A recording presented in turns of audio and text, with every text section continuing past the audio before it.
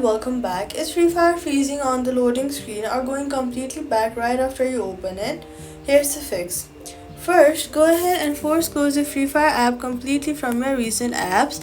Then, go to your settings, toggle airplane mode on for 15 seconds, and turn it back off to completely reset your network connection. Since Free Fire loads large map and assess files on launching, and a broken connection session can cause the loading screen to stall immediately. After the connection restores, reopen Free Fire fresh. Give it a full 60 seconds before assuming it's stuck. If it's still frozen, go to your settings, go to General, then go to iPhone Storage.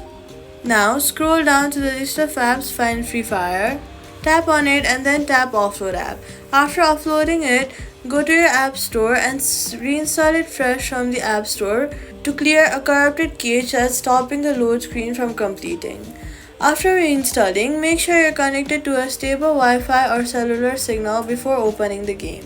Airplane mode reset, force close and reopen, offload and reinstall on a stable connection, and that's all you gotta do. Free Fire loads past the screen. Subscribe.